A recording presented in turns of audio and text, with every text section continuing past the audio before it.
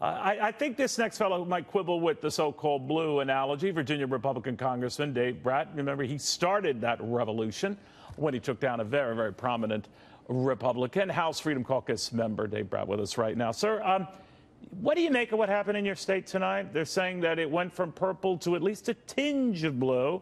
3 elections in a row, presidential elections that have gone Democrat, a re-election for Democrats in terms of control of the state house. It's a one-term limit, I know, but the trend is their friend, not your friend. What do you think?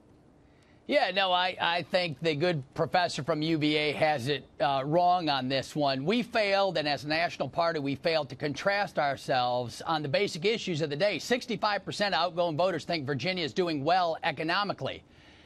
Last year, in 2016, Virginia grew at 0.6%. Virginia always outpaced U.S. GDP growth, always. In the past, I taught economics. I worked for the Virginia Senate for a while, helping out. And we always outpaced the nation. Now we don't. We've gone down in all the metrics of being business-friendly, et cetera, and we did not make the case. The Democrats at the national level a few weeks ago put in a tax plan to raise taxes, $10 trillion. We're cutting taxes. And Northern Virginia is heavily reliant on government and, government jobs. Business and professional services is the #1 business sector that we have in Virginia. And guess what happens to that sector if revenues are not coming in to the federal government coffers? They're going to lose. So we need to make the case on behalf of all Virginia workers that if you don't have U.S. GDP growth, government jobs will fade, and they're fading. So 65% of people who do have jobs may be satisfied, but people are losing jobs. People are leaving the labor force. Well, then they're not your party, entering the labor with the force. exception of you, Congressman, isn't making that case then, at least in your state, right? Well, and that's right. We have to nationalize this race. I was in the USA Today. I told the reporters last week, nationalize this race. There's all sorts of issues. You saw the horrific ads run by the Democrats with a pickup truck and all that kind of thing. And then we don't control the mainstream media. And so statutes come into play and they say, you know what that means? No, I don't know what that means. Thomas Jefferson currently has a shroud over his head at UVA. It's an embarrassment to the country. And 2/3 of voters side with us on that issue. So you have to stand up very loud and vocally in opposition to this hard left. Blame for this, Congressman? He's not, and at least his latest tweet is an indication he's not. But do you think he should? No, I think these results largely mirrored the presidential outcome from last time. It's about a mirror image, right? And so our candidates all the way through have to message on pro-economic growth. We did not repeal Obamacare. People in Virginia right now are getting hit with 50% in the individual market premium increases, right? That reflects on us a little bit, but it's Obamacare that's still in place. And we don't make that case. We failed to repeal Obamacare. That's a colossal failure on our part.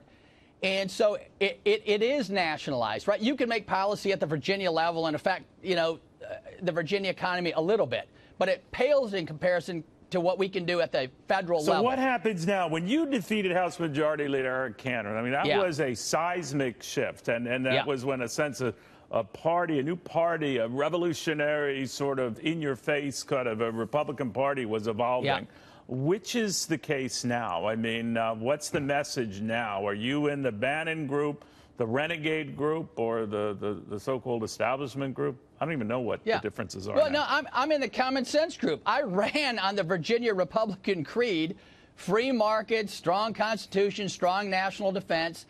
What's President Trump doing? He's making up for 30 years of kicking the can down the road in Asia, right? Iran has nukes. North Korea has nukes. How did that happen? That's not our fault. He's doing the heavy lifting, and he's trying to fix the problem he's inherited. He also inherited President Obama never had 3% GDP growth in 8 years, right? Right now we have 3% 2 quarters ago, 3% now. The Atlanta Fed has us growing at 4.6% growth right now. The markets are up. You follow it every day. GDP growth, the real economy is growing. Yeah. We're going to do corporate rate reductions, S-corp rate reductions, give the average Virginian $1,200 back in their pocket, making $60,000. That's just a fact, right? That's not politics. Our plan gives $1,200 back. The Democrats are going to raise taxes $10 trillion. If you can't win on that one, all you have to do is beat the runner right behind you. We're clobbering that runner if only we could get the message out Our side, unfortunately, doesn't fight too hard. The Democrats run blistering ads. And our side, you don't need to run blistering. I'm a positive guy. I went to seminary. I did a PhD in economics.